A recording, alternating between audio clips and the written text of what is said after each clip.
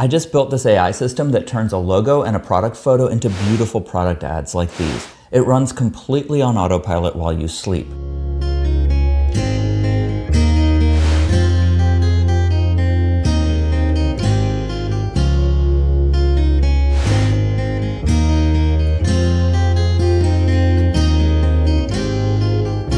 It's a simple 5-step workflow built in n8n, a powerful no-code automation tool. Step 1, it watches a Google Drive folder for new products and adds them to a tracking spreadsheet.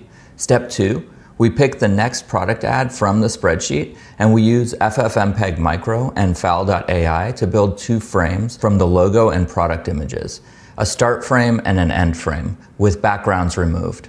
Step 3, fal.ai animates between the frames so the logo spins and morphs into the product. Step 4, ffmpeg micro adds music to the video. And step 5, we post the final ad to Instagram, X, and YouTube using a service called Upload Post. The engine doing all the video editing, ffmpeg micro, is a free ffmpeg API. I'll put a link down in the description below. I'm giving you this whole template for free. Later in the video, I'll show you exactly how to grab it and get it running yourself in about 15 minutes. But first, let's run it live and watch it build an ad from scratch, and then I'll walk you through exactly how it works. If you're enjoying this video, please make sure to like and subscribe. It really helps me know what type of content you want more of.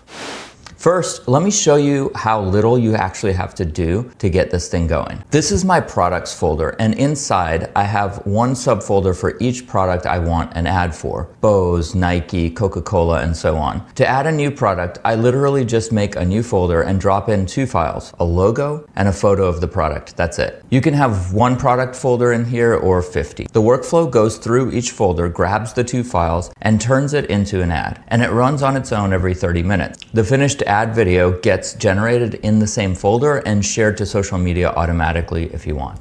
I'll generate one for you and walk through the details, but first, let me show you a few I've already made that I think are absolutely beautiful. First is Bose. Watch this. The logo does a clean 3D spin, gains some depth, and then it lands right on the headphones. That's the whole thing. A flat logo becomes the actual product. Nike, same underlying workflow, completely different product. Here, the swoosh builds itself right into the shoe. I didn't change a single setting between these. Coca-Cola, this one's my favorite. The bottle forms straight out of the logo, and it just feels premium, yet classic, no pun intended. And the last one, Zara, I honestly didn't think it would work well with clothing or a product photo with a person in it. But I have to say, it's so cool to see the logo transform into a person. And the white dress really pops out on the dark background. Every one of these came out of the exact same workflow. In a few cases, I did give a little custom guidance, and I'll show you how that works in a bit. But for the most part, I just dropped a logo and a product photo in a folder, and these video ads came back. So let's run one from scratch. Over here, we have a few different ways that we can kick off the workflow. A scheduled trigger runs every 30 minutes on its own, so you and your team can just drop files into a Google Drive and never have to open n8n. There's also a webhook trigger that you can use to start the workflow from another automation, an app, or even an AI tool like Claude or Cursor, which is super useful if you're trying to debug or modify the workflow, since the AI tool can do all of the work for you. And a little bit of a side note, but I'll let you in on a little secret. I vibe coded this entire workflow using Claude by having it call the webhook trigger in order to initiate the run and inspect all of the output itself. I didn't drag and drop anything in the n8n UI, write a single line of code, or really debug anything. Claude did all of the work for me. I'll be pulling together another video on how I set this up at some point soon. But for this video, I'm going to use the manual trigger so we can watch what it does in n8n in real time. So let me add a brand new product in the products folder in Google Drive. I just added this folder called Black & Decker. Then I dropped in 2 files, the logo and the product photo. Let's take a look at what each one looks like. First, the logo. It has a transparent background, which makes it easier for fal.ai to create the keyframe.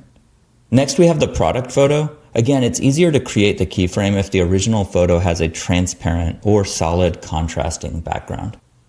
Coming back to the n8n workflow, we can come to the manual trigger, and I can press execute workflow on the manual trigger, and you'll see it running and highlighting the different nodes in the n8n workflow. As it's running, we can click through the nodes and talk about what each one is doing and see what data is getting passed from one step to the other. As I mentioned, the workflow is divided into sections. Each section is clearly labeled so you can tell what it's doing, and the nodes are labeled clearly so it's easy to tell what each one of the nodes does as well. So let's go through each section. The first section is step 1A, find new products. Here we can scan the products folder, figure out which product subfolders are new, and add them to a tracking spreadsheet so they can be picked up for processing. The first node is list product folders, which is a Google Drive node. All it does is list every subfolder inside of the products folder. It's connected to Google Drive via a credential.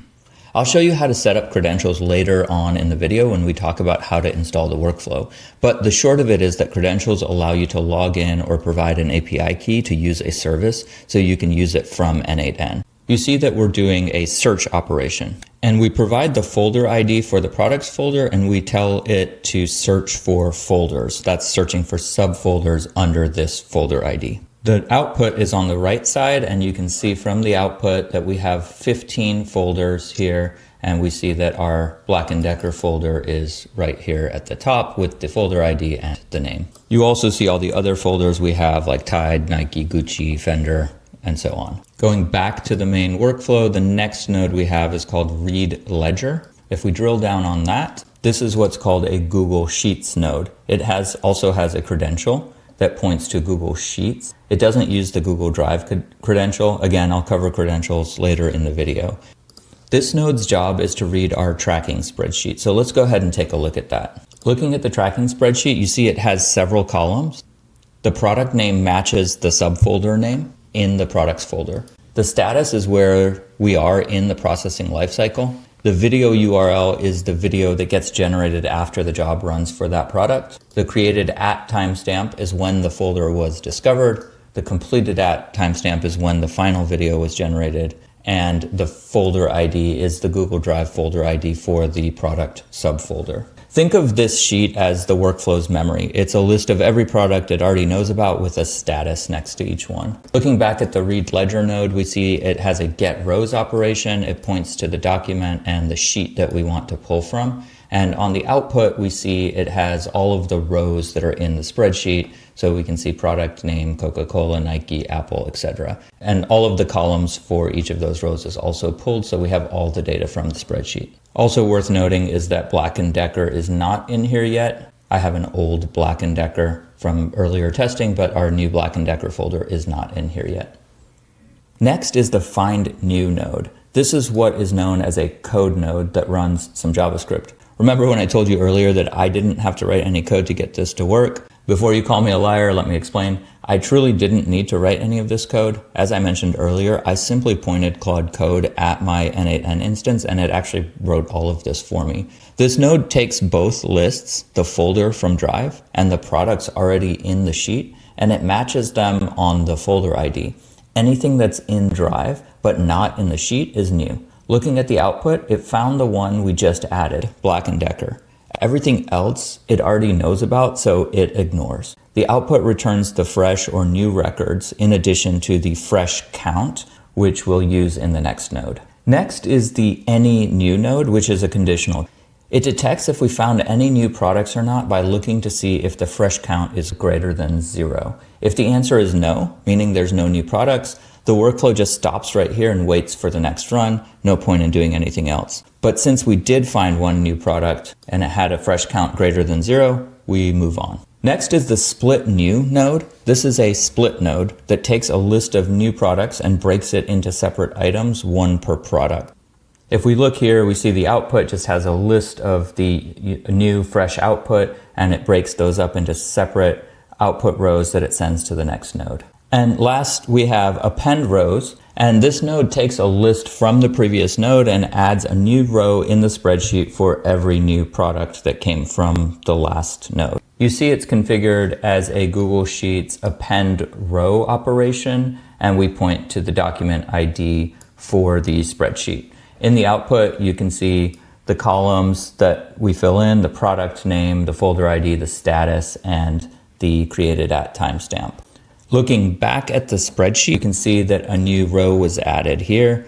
And in here we have the status set to Q, the product name set to Black & Decker. There's no video URL yet because the video hasn't been processed. The created at timestamp is set because we've just added it to the spreadsheet. Completed at is blank because we haven't actually processed the video yet, and it has the folder ID that's pointing to the subfolder in the products folder. So to summarize this section, the sheet is the source of truth, not the folders. The workflow never grabs a folder and just runs with it. It records everything in the sheet. And the next section, as you'll see, works off of this sheet. Because the sheet is the source of truth, the scheduled 30-minute trigger can run over and over, and it will never accidentally build the same ad twice. Next is the section for step 1B, pick and prep 1. This section picks the next queued product from the spreadsheet and prepares to process it. The first node, read pending, is configured to read from the tracking spreadsheet. The queue status means it's available to be picked up to create an ad, but no work has started on it yet. You see from the output here that we have the Black & Decker row that shows up, but if there were 5 or 10 products in the status queue, they would all show up here. Next is the pick one node. And as the name implies, this node picks exactly one of the rows from the previous node's output. This is what limits the workflow to only picking up one item every time the workflow triggers. That means you can safely drop 50 products in your folder at once, and it won't try to do all 50 in one go and fall over. It'll slowly work through them, one every 30 minutes until they're all done. When we look at the output here, there will never be more than one row. The mark processing node goes back to the tracking sheet, finds the row that we picked using the folder ID, and flips its status in the sheet to prepping images. You can see here that we find the document ID. It says map each column manually. It's finding the folder ID using the folder ID from the previous node, and then it sets the status to prepping images. And when we look back in the spreadsheet, we see that it's set to prepping images for the Black & Decker row now. So that's just a little safety step. If the schedule happens to fire again while this one is running, the next run will see that it's already being worked on and it will skip it because it won't be in the queue status. And when we look at the output here, we see that it updated the row to have the prepping images status as well. Next, we have the list product files node. Now that we've selected a row and set its status to prepping images, we need to find the actual logo and product files to start working with them. So we go to Google Drive and we search by folder ID, and we find all the files, and we get the fields for the ID, name, and MIME type for each file. When you look at the output here, you see we have a list of files, a JPEG file, a PNG file, and then you can see that it's the logo and product.jpg file. So now we have all the files that are in the folder so we can reference them. Later on, we'll talk about the optional instructions file that we can use. If that file exists in the folder, this node will list that in the output as well. Next is the resolve assets node. This is another code node. It's responsible for finding the logo image, product image, optional instructions files, as well as the music file that we will use to score the video. I've added a number of MP3s to an assets folder, and this node will randomly select one of those MP3s to play in the final generated ad video. Looking at the output, we can see that it gives us a single row, and in that row we have the folder ID, we have the product name, the logo ID, and then if we scroll over, you see it has the product ID, and then it has a URL for the logo URL, it has the product URL, and it has the music URL. And if we had the optional instructions file that I mentioned earlier, it would have appeared here as well. Next, we have the share logo and share product nodes, which are very similar.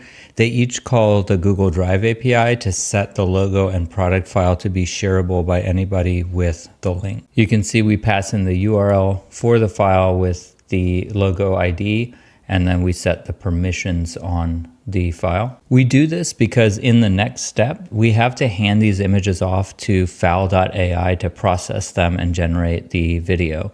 And fal.ai runs on their server, so it has to be able to reach the images over the internet by URL. If the file's private, it just gets a permission error. So we flip them to be shareable first, and then fal.ai can grab them. We do this by doing a post request to the /permissions endpoint and passing in a JSON body that has the permissions that we want to set. On the output, we see the successful output of the updated permissions. The share product node works exactly the same way. The next node is called get instructions. This node tries to load the optional instructions.txt file that the earlier resolve assets node may have found. If you dropped an instruction file into the product folder, this node would read it using this URL right here. And in this case, we didn't provide a file in the folder, so we just see an error in the output, which is totally fine. Just to show you what the instruction file looks like, we'll look here in the BMW folder, and you can see that we have an instructions.txt file. And if I open that, you'll see that we just define a single section called logo with optional instructions on how to manage the logo during the keyframe stage, which we'll cover shortly. There are other sections that you can provide here as well, and I've documented those very well in the training guide that accompanies this video. The link is down in the description below. The next node is parse instructions, and if we did have an instructions file, it would read the contents and provide them to future nodes. If I click into this, when we look at the output, you can see it produces a true false flag for whether it keeps the logo's original color, and then any extra text for the logo product or morph steps that get folded in later. If there's no instructions file, those just come back empty like they are here, and everything uses the defaults. So why is this useful? Say you've got a brand whose logo is bright red, like Coca-Cola, and you don't want it recolored to white. You just write keep original colors under the logo section, and the workflow skips the recolor. Or say for one specific product, you want the morph to feel like the material is melting instead of spinning. You write that under the morph section, and it gets added onto the animation prompt for just that product.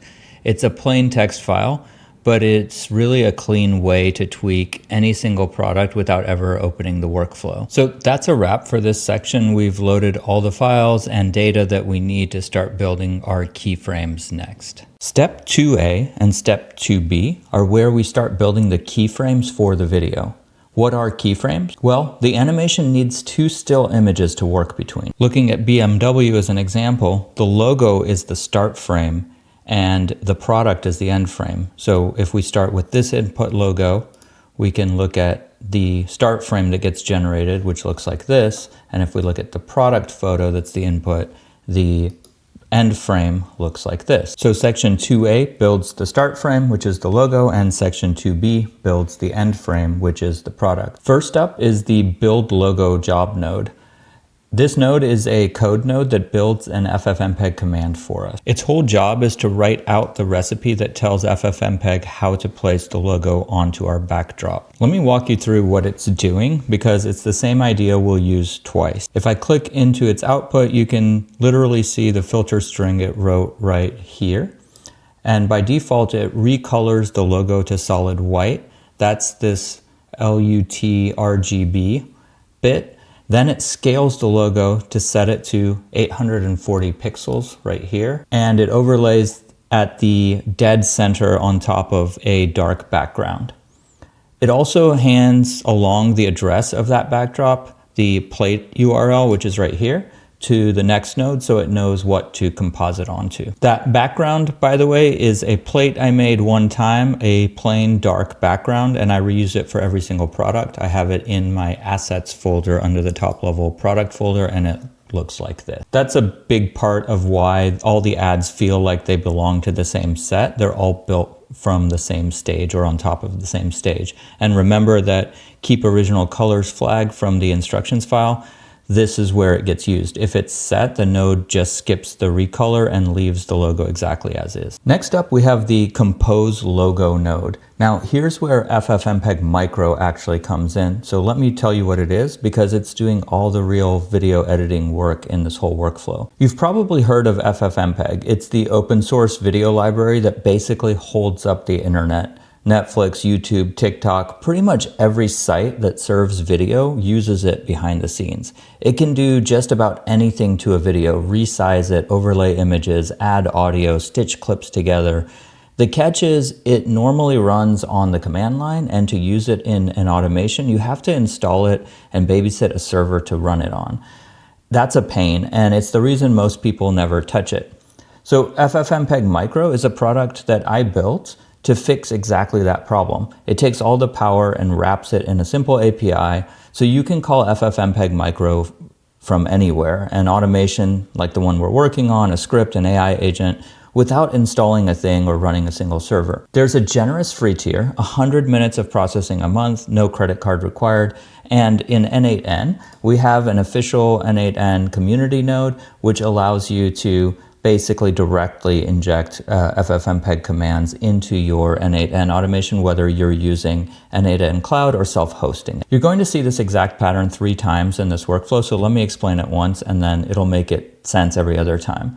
So every ffmpeg Micro job is 3 nodes in a row: a compose node, a wait node, and a URL node. The compose node is the first one. The compose logo node takes 2 inputs, the backdrop plate as well as the logo. Plus it takes the filter string we built earlier, and it submits the job to ffmpeg Micro. You can see the output format is set to PNG, and we've passed the -frames:\v1 option because this is a single still image, not a video. When it runs, what you get back isn't the image yet, it's a job ID, because the actual rendering is happening on ffmpeg Micro's server, not on your machine. The wait logo node does exactly what it sounds like. Because the job we submitted on the last node is running in the background, this node just politely waits, checking every few seconds until the job is finished. In this case, we see it's waiting 5 seconds and polling again. You can see that it's pointing at the job ID from the compose logo node, and it's polling every 5 seconds, and it will give up after 600 seconds if something is really wrong. Next, we have the logo URL node, and this node grabs the finished image after the polling is complete and the job has succeeded. It's the same ffmpeg Micro job, except that it's calling the get download URL operation, and it's passing in the job ID from the previous node that we had. And looking at the output here, you see that it actually retrieves the URL, and if you click into this, that's the link to our finished frame. The last 2 nodes in this section just save the keyframe back to Google Drive. DL logo scene, or download logo scene, downloads the PNG from the link we just got. As you can see, it's just doing a GET request and passing in the URL from the previous node, and then it gives us a local file that we can access. And finally, we have the upload logo scene, which drops it back into Google Drive. As you can see, it does a file upload operation on Google Drive, and it points to the parent folder by ID, passing in the folder ID for the upload folder. So the output of this whole section is our start frame, the white logo centered on the dark plate, and this is what it looks like for Black & Decker. Looking at the next section, the first node here is by RefNet cutout, and this is the first time that we hit fal.ai, so let me quickly say what that is. Think of fal.ai as a marketplace for AI models. Instead of signing up for separate services for every model you want, image models, video models, all of it, Fal gives you access to a whole catalog of them through one API key. When you log in, you see a set of models that you can choose from, and we're using a few models in this workflow. So the first one is the background remover, and so we pass in the logo, and if there is a background, it will cut out the background for us and just give us the image. And the other one is the actual animation model, so that's this Kling model that we're using here, and this is where we give it the start and end keyframes, and it's going to give us the final animation. But for this node that we're talking about right now, we're going to be using the cutout model here. It's called rembg, or remove background. So here we can see that we're doing a post request, and we have a URL that we pass in that points to the actual model name. So it has imageutils/rembg, which is the name of the model that we want to use. And we're passing in our fal.ai API key here as an auth header, and I'll show you how we set that up later in the video. When we make the call, we pass a JSON body type, and in the JSON body, we pass in the link that we created earlier in Google Drive, and that's exactly why we made it a shareable link a moment ago, because fal tries to reach out and grab that image straight from the link. If it were private, this step would just fail. So all the model does is cut the product out from whatever background it was photographed on. And this, by the way, is why your product photo can be any regular photo shot on any background. This step is what cleans it up. But it is easier if you already have a contrasting background or a transparent background. But if you don't, it should work fairly well still. And we saw earlier with the BMW that it was on an actual background, and it did a fairly good job of cutting that out. When we look at the response here, you can see what comes back is a URL to a clean cutout transparent background. Everything else in the product keyframe is exactly like it was in the logo keyframe. So we build the product job. We call ffmpeg micro to actually create the product keyframe.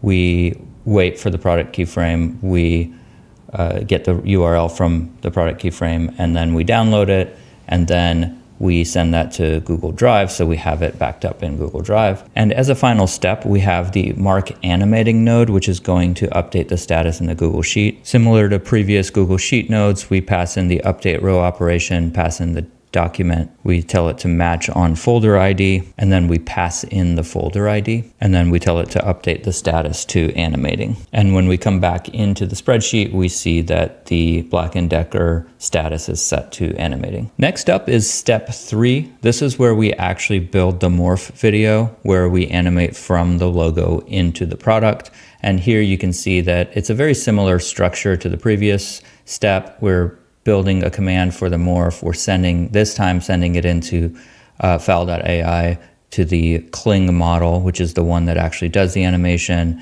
A similar polling, we're waiting, and then we determine if it's done, and then we'll download the result and mark the spreadsheet. So first up, we have the build morph node, and this is another code node. And what it does is just generates a bunch of prompts that are used by the Kling model. So it gives us the start and end image URLs that we calculated earlier, and then it tells us how long the duration of the video that we want it to generate, and then it creates a prompt. And I think it's worth reading through this prompt so you understand how this model works. It says, shows a flat brand logo centered on a dark studio background. The logo begins rotating slowly and smoothly around its vertical axis, gaining gentle depth. The same letters and shapes, unchanged in outline and color, become solid extruded letter forms with slight thickness and softly beveled edges before it turns more than a quarter turn, around 45 to 90 degrees. While the logo is still clearly facing the viewer,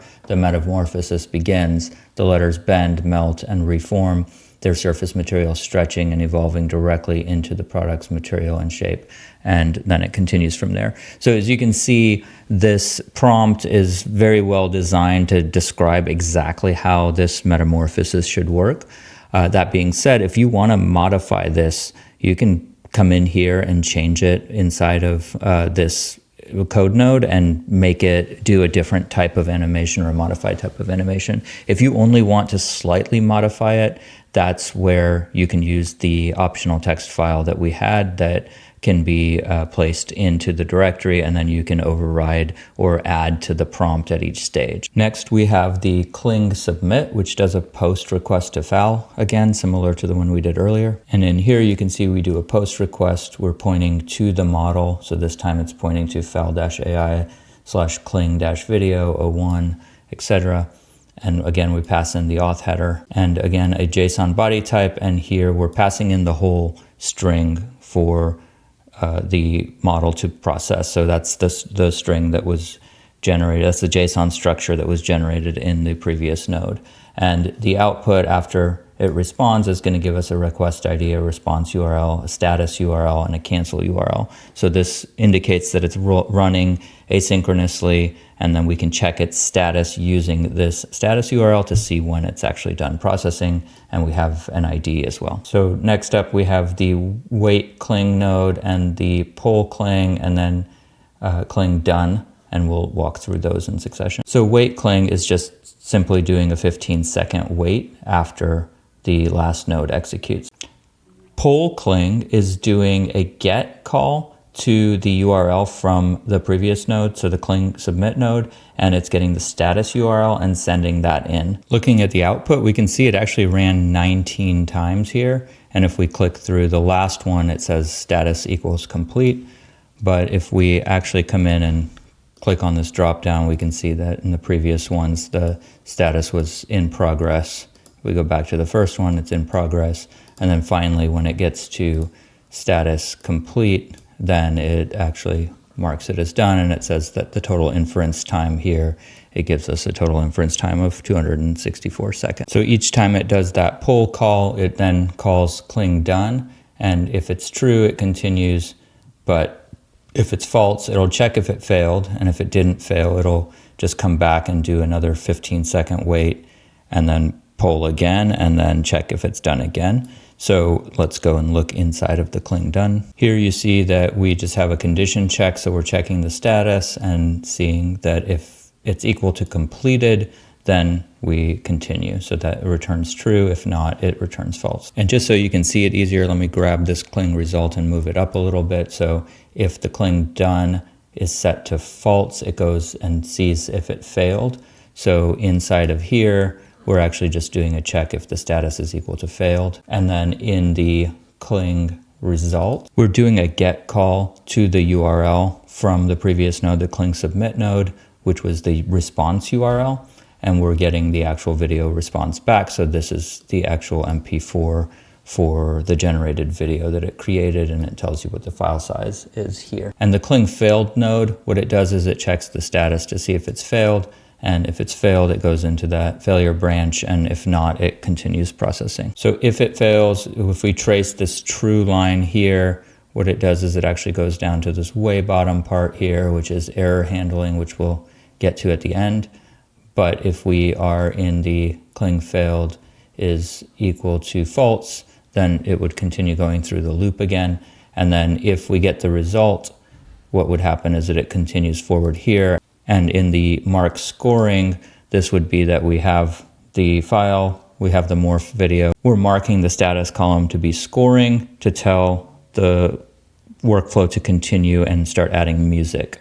So let's take a look at the mark scoring node. And very similar to all the other Google Sheets nodes we've had, we update row, we pass in the ID for the spreadsheet, we match on the folder ID, and we tell it to set the status to scoring. And here we can see that it set it to scoring. And if we go and look at the spreadsheet, we can see that the Black & Decker status was set to scoring. Next, we have step 4, which is where we actually overlay the music or score the music onto the video.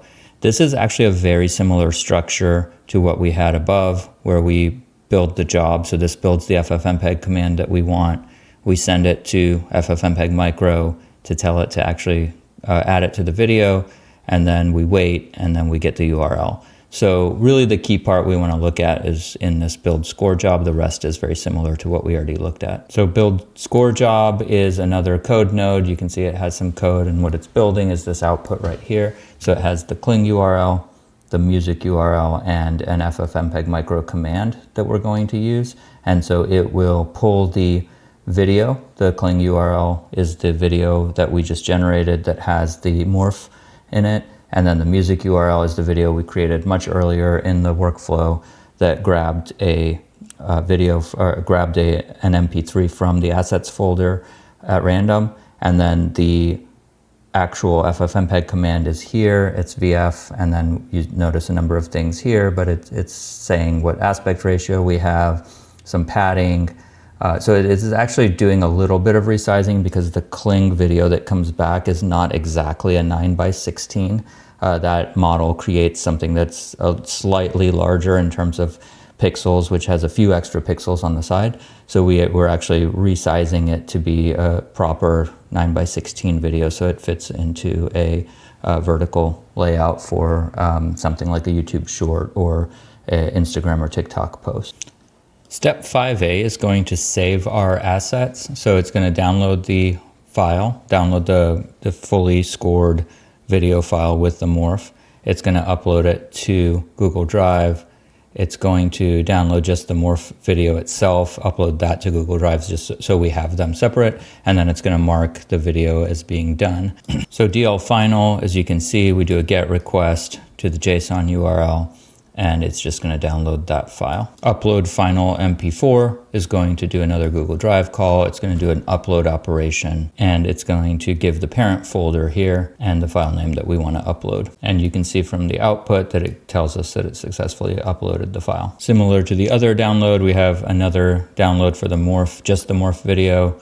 It's a GET request, passes in the URL, and you can see that it downloads the file. Similar, upload morph.mp4, same thing, upload operation, morph.mp4, and we're passing in the parent folder ID. And we have the downloaded file. And finally, we have mark done, which is going to do another Google Sheets update row. We pass in the ID for the document, and we tell it to match on folder ID. We give it the folder ID, and we tell it to update the video URL and the completed at time. You can see the updated columns here in the output. And if we go to the spreadsheet, we see that the status is set to done. The video URL is set. The created at timestamp was already set. The completed at timestamp is now set, and the folder ID is still there. So we have added our video URL and our completed at timestamp, and then updated the status to done. So that saved all of our assets. We have everything now in our folder. So if we go to the Black & Decker folder, you can see that we have all of our files here. So we have the original logo and product file. We have our keyframe files here. We have our logo scene 9x16, our product scene 9x16. And then we have the morph video, which is just morphing between the two of them. And then we have our final.mp4, which has the music on it. So the last step is step 5B, which is where we have already downloaded the files. We've uploaded all of our assets to Google Drive, and now we can post them to social media automatically. And so we have this post to socials node here is really all we need. And we're using a service here called Upload Post. Upload Post is a social media API that you can use to upload videos directly to different platforms. The reason I chose this one is that it just has a generous free tier here, so you can come in and do up to 10 uploads a month, and it supports a ton of platforms like Instagram, LinkedIn, YouTube, Facebook, X, etc. TikTok is not supported in the free version. I'm not sure why, but nonetheless, you can still post to Instagram, LinkedIn, YouTube, so you can get short uploads there, or X, which is great. And if you're just doing up to 10 a month, this should work great for just testing out the process. But if you need to do more than that and actually schedule this, you can get one of the paid plans here. Or if you just want to do YouTube, there's also a free community node that you can use to upload just to YouTube. So that is an option. But if you want to upload to other platforms, you can use a service like Upload Post. There's a few others, or you can build an integration yourself, but that just takes a lot more effort. So how does this work? We have this post to socials node, and in here we have a credential for our Upload Post API. We're saying resource upload, operation is upload video. We have to give it an identifier. This is the username that you're using. And then you tell it which platforms you want to upload to. So in this case, I have it right now just configured to go to YouTube. And then you give it the actual title or main content. And this is the product name. So I have that set to Black & Decker. And then I give it my video file. So here is the final URL item JSON URL. So that's where our final asset was uploaded. And in here, you can even do settings for things like privacy. So right now I have it posting to my YouTube, but with privacy status of unlisted. And so in the output here, you can see the result of it uploading. And here in YouTube Studio, you can see that it uploaded my Black & Decker video. It gave the description and title based on what I had passed in. It's an unlisted right now, and then it has the full video playing. And we can open the actual link and look at it inside as a YouTube short as well. And lastly, we have the error handler node that was called from above. So if cling fails, all it really does is it comes in here and just marks the row as an error. So if we click into this, we can see that it just does an update row, again, passing in the document ID, matching on the folder, and it just sets the status to error. But since that never ran, we didn't have to worry about that. But if it had, it would come in here on the Black & Decker row, and you can see there's an error status here. So it would have just set the status to error. But since this ran successfully, it was set to done. Now that you've seen how the automation works, let's talk through how you can set this up so you can run it for your own products, your clients' products, or just to build yourself a portfolio. It's genuinely about 15 minutes, and almost everything you need is provided for you on the training page that I link down in the description below. Let me walk you through it. ffmpeg Micro has a learning hub with a ton of courses and free video tutorials that you can go through. The product add machine tutorial is the one for this video. When you click on the link below, it should take you directly to this page. And then within here, you'll see instructions on how to set up the workflow in n8n for yourself. First, find the box that says download resources for this video, and you'll need to sign up for a free ffmpeg Micro account in order to download the resources and create an API key, which I'll talk you through in a second. Click on the sign up to download button, and you'll be able to sign up using email, Google, or GitHub.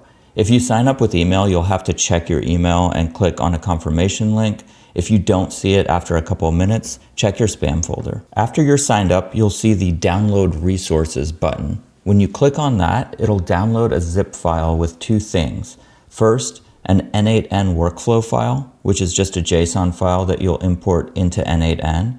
And second, a readme.md file. The readme.md file gives you a full explanation on how to set up the entire workflow. If you're using an AI agent like Claude, Cursor, or Codex, you can point it at this readme.md file, and it'll help you figure out everything you need to do to get the workflow set up. I highly recommend doing this if you can. As you scroll down on the training page, you'll see a full set of instructions on how to install the workflow, which is mostly the same as what's in the readme.md file. When you scroll down to number 1 here that says set up Google Drive and the ledger, you'll see a link below the folder structure that allows you to go into the Google Drive folder that I actually set up when I built this thing. When you click on that, you'll be able to see the folder.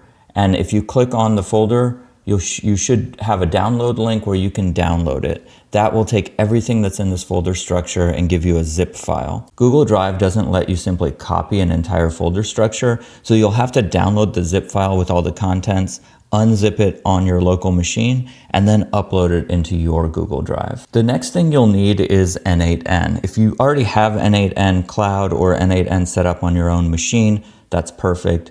If not, you'll have to go ahead and sign up. You can go to n8n.io or n8n.cloud, and you should be able to set up a paid account for n8n, and the pricing is here. It starts at around $20 a month. You can set up n8n on your own machine and self-host it or run it on a VPS. If you're using an AI agent, you can tell it to install and run n8n locally for you, and it'll usually figure out how to do it and get it running on your machine within a few minutes. I'm not going to cover the n8n self-hosting installation or n8n cloud sign-up process. There are tons of tutorials on how to set up and install n8n. And again, the AI agent can really help you here. Once you're in n8n, the first thing we'll want to do is install what are called community nodes. There are 2 community nodes that we need. First, go to the gear icon down here in the lower left. Then click on community nodes. Once you're in community nodes, you'll need to click the install button, and you'll want to install these 2 community nodes.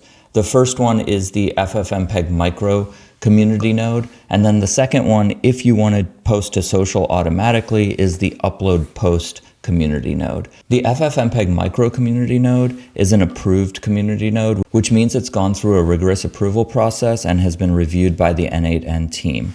It's officially available to install in n8n Cloud. Now that you have n8n and you've set up the community nodes, the next thing you'll want to do is click on Create Workflow. Now click on this 3-dot icon and then Import from File. Find the templates folder that you downloaded from the training page. Then click on the product add machine.json file and import it. As you can see, that creates the whole workflow for you. The next thing we need to do is connect all of our accounts to n8n. That includes ffmpeg micro, Google Drive, Google Sheets, fal.ai, and upload post. Let's walk through each one of those. For ffmpeg micro, click on the dashboard button, then click on API keys in the left navigation, then click on the create new key button. In here, you'll have to define a name, set permissions. We're gonna set read and write, and then you can optionally set an expiration date. So I'm going to set this up as n8n cloud product add machine.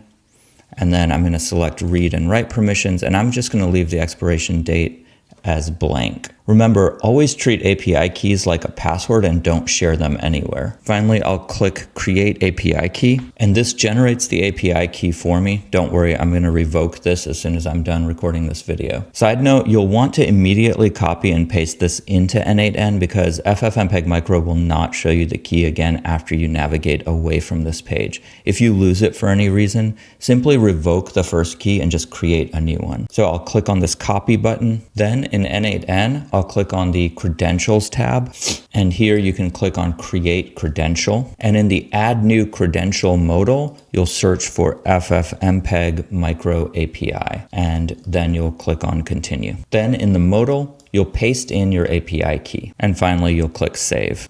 Next, you'll need to sign up for fal.ai.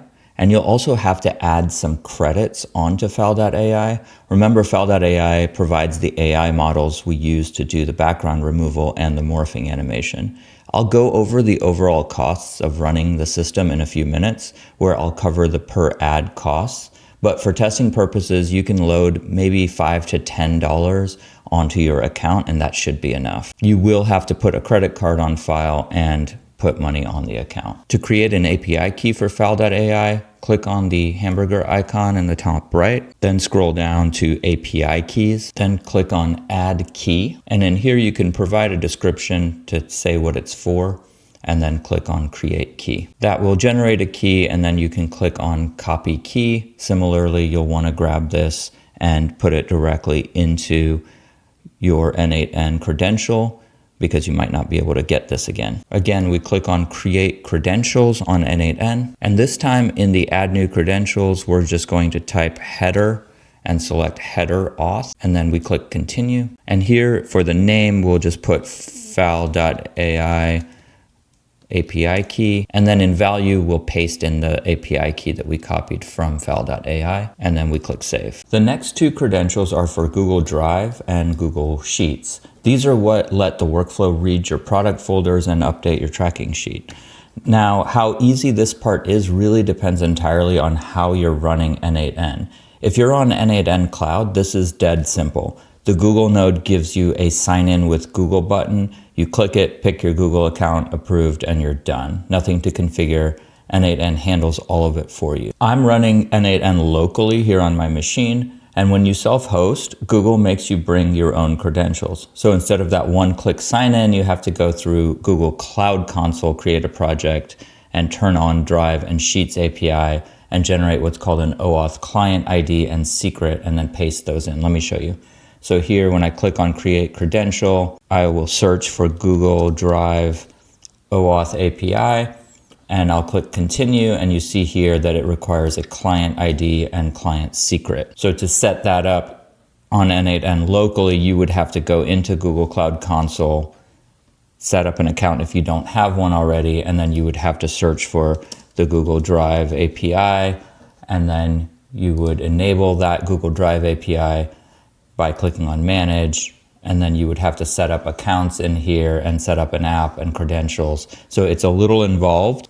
I've already done this part on my end, so I'm not gonna walk through the Google Cloud setup on camera. It's a bit of a rabbit hole and it would derail this video.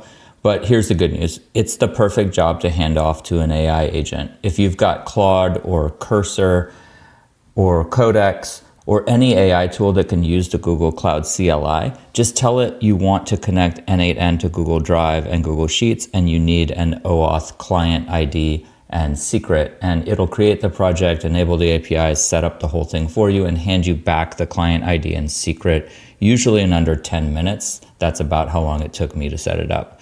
And it'll tell you exactly where to paste them as well. So if you're running n8n locally, you would take your client ID and your client secret, you would paste them into the Google Sheets or Google Drive OAuth 2 API credential, and then after you paste it in, you would click sign in with Google, and that will take you through the regular OAuth flow. When you do that, you might get this message, Google hasn't verified this app, because you may not have gone through the full app review process, because it's not a public app, it's just a test app that you've made. So you'll click on the continue button, and then that will allow you to confirm the connection between n8n local and your Google account. The final credential you'll want to set up is if you want to post on social, you'll need a credential for upload post. Click on create credential, then search for upload post API and click continue. And here you'll need an API key as well. Once you've signed up for an account, click in the top nav on API keys, then click create key, then give it a name and click create key. Then you'll copy that key and paste it into your API key here in n8n, and then click save. Now that we have all of our accounts and credentials set up, there are just two little values to configure inside of the workflow. This wasn't shown earlier, but I've added this config node that's available in the downloadable workflow, and when you import it, this should be available. So inside of this config node, you'll see that there are two values that we'll need to configure. There's actually 4 values that appear here: the ledger sheet ID, product folder ID, plate URL, and music URLs. The plate URL and music URLs are already pre-populated for you. So the 2 that you'll have to set up are the ledger sheet ID and the products folder ID. You'll get each of these from the URL. So when we go to the tracking spreadsheet, if you look at the URL, it's everything after /spreadsheet/d, and you'll take this portion and you'll copy that, you'll come back into your config node and you'll paste that for your ledger sheet ID. And then when you go to the products folder here at the top level products folder, similarly, you'll take everything after /folders. And so this part of the URL, copy that whole thing, again, come back to the config, and then you'll set that up as the products folder ID here. And then you should just be able to save this node. And once you save that node, that will apply to every node that references it in the future, so you don't have to configure it more than one. The other thing you will have to do is click on each of these nodes that has a red X on it. And the reason for that is that we've already set up the credentials, but unfortunately, when you do an import, it doesn't automatically associate each node with the best match for a credential. So you actually have to click on the node, and then as soon as you click on the node, it'll associate the credential, or the best, it'll find the Google Drive credential, for example, for this Google Drive node and associate it with it. I ran this once here and it gave me an error. Node does not have any credential set, because I hadn't clicked in on it and actually saved it. So as long as you just click in on the node and then just click out again, it should automatically associate the credential with the node, and you should be able to run it. And then to actually test this out, you will have to create a new folder. So you can come into your products folder and you can create a new folder in here. So you can click on new folder. I'm just gonna make a copy of the Black & Decker one that we already had. So I'll just call it Black & Decker -2, for example. And so I've created that. And then you'll have to copy the logo and product file that you have. And so here I'll make a copy of the logo file, and I'll come and make a copy of the product file. So I have copy of logo, copy of product. I'll select both of these, and then I'll say organize move, and it should have my Black & Decker 2 right here on the suggested move list. I'll click on move and move those, and then when I come back to the Black & Decker 2 folder, I'll just need to rename these to remove the copy of. So I have logo.png, and then I'll rename this to be product.jpg, And so now I have a new folder. I've just called it Black & Decker -2, which is different than the original Black & Decker. It has a new folder ID, so it should show up as a new folder in the spreadsheet. And I have a logo and product in there. So as long as you go into your n8n workflow and then click on each of these nodes that requires the credential to be connected, you should be able to run it by clicking on manual trigger and then execute workflow. So I'm going through each node right now. I'm just opening the node and closing it, and notice that all of these red X's are going away, and it'll just take me a second to go through all of them. One more note is that in the post to social node, you'll need to ensure that the credential is set the first time you click in on it. And then after that, you'll have to click on this user identifier name or ID. And in that dropdown, it should automatically detect your user ID from user post as long as you have your credential set up. And then you can select that username. Otherwise, it won't properly get associated with your user using just the API. Okay, I've finished going through all the nodes. All the red X's are gone. So now I should just be able to click on execute workflow. And as soon as I click on that, we should see it start running. And we can come and inspect this any new, and we should see in here that we have a fresh count greater than 0 for our Black & Decker 2 folder. So it did find it, and it's continuing to process. So we can see it got through step 1B, pick and prep 1. It's parsed the instructions, and now it's actually building the keyframes here. So it looks like it's running. I'll go ahead and fast forward and get you to the point where it's actually generated something. So now the run has completed, and we can go look at the spreadsheet, and we see we have the Black & Decker 2 row, and in here it's marked as done. We have our video URL completed at. And so let's go take a look at the folder. If we come into Black & Decker 2, we should be able to open this final.mp4, and ideally it'll look a little different than the previous one. And it's rotating, actually, I think the other way around this time, but also an equally good transition, equally nice morph animation. So it's more of a melting effect, actually.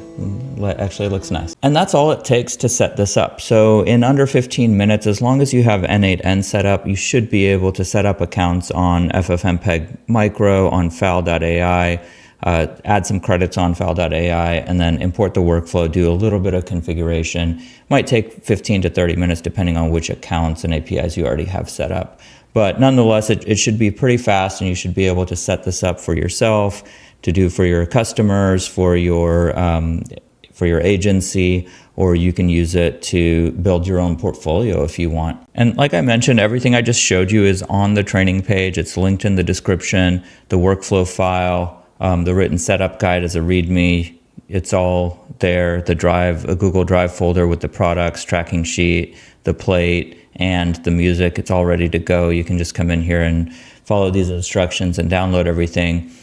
And one nice shortcut, again, if you use an AI coding agent, you can just point it at the README file, the workflow file, or to this URL here. And it will walk through the setup for you, and it'll even make changes for you. If you have it pointing to your own n8n, you can have it actually go and edit and modify the workflow. You can have it debug if anything goes wrong. If you want the morph to be longer or want to add a different backdrop, you want to post to different platforms, you can just describe in plain English and let your AI tool make the edits for you. That's, again, what I did to build this thing from scratch, and it's fairly straightforward with something like Claude Code. Let me quickly break down what this actually costs to run, because it's cheaper than what most people expect. First, let's talk about n8n. n8n is a powerful open source automation tool. You can install and run it on your laptop completely free or on a cheap server. I do pay for the cloud-hosted version called n8n Cloud, just because it's convenient and it's always on. I can create workflows that can be used by myself, my team, or my customers, and they don't have to sign in to n8n to use it. I set up integrations and workflows that hook in to the tools that I use, like we did here with Google Drive, and then the workflow runs on n8n Cloud, even if my laptop is shut. But you don't have to use n8n Cloud if you're a small team or just working solo. You can install n8n for free on your laptop, But as I mentioned, there's some extra configuration steps for things like setting up Google Drive and Google Sheet integrations. So in summary, n8n could be free, or it could cost a monthly fee starting at around $20 a month, depending on your needs. Next, ffmpeg Micro, which does all the video editing, the keyframes, the scoring, and the formatting. The free plan gives you 100 minutes of processing a month for free. And since each ad is only a few seconds of actual processing, 100 minutes goes a really long way. You can make a ton of these before you'd ever need to upgrade. And if you do scale up, paid plans start at $19 a month. So in summary, ffmpeg Micro should be free for most cases, and starting at $19 a month if you have a large volume of videos you want to create. The music is free. They're all royalty-free tracks, and there's no cost to them, so you can just download them. And the posting through Upload Post is free for up to 10 posts a month, with paid plans starting at $16 a month if you want to post more. And honestly, if you only care about posting to YouTube, you can post there directly from n8n for free and skip Upload Post entirely. There's a free community node available that allows you to upload to YouTube directly. So the only real per ad cost is fal.ai, which does the background cutout and the animation. The background cutout is really just pennies per call. The animation is the bulk of the cost per ad. All in, you're looking at around 75 cents US dollars per finished ad. And here's the honest trade-off. The animation is the priciest piece, but it's also the whole reason these look premium instead of cheap. And you can dial that quality and the cost up or down depending on what you need. Make longer videos, that'll cost you a little more per ad. Make shorter videos, that'll cost you a little less per ad. So all in all, it can cost as little as 75 cents an ad, and the whole thing runs itself on autopilot inside of n8n. If you found this useful, please hit like and subscribe. It genuinely helps the channel, and it tells me that I should be making more videos like this one. I make videos about scaling content with AI. And if you want to go deeper with this, I run a community where I teach people how to use AI to scale content for their business, whether that's video, social posts, blogs, or email. Content is content. Our community has hundreds of builders and business owners looking to scale their content online. This product ad machine is just one example of using AI to scale content creation. Inside the community, I teach you how to build systems like this one for video, but also for other kinds of content. For example, we've got an automated blogging system that runs an entire blog for you with a whole team of AI agents doing research, writing, and publishing. Same idea, plug in what you want and let the machine produce it. If that's the kind of thing you want to build, the link to join is down in the description. And yes, I'm purposefully avoiding mentioning the name of the community as we're currently doing a rebrand, with the final rebrand name being announced in the next few weeks. But either way, whenever you want to join, the link below will take you to the right place. Thank you so much for watching, and I'll see you in the next one.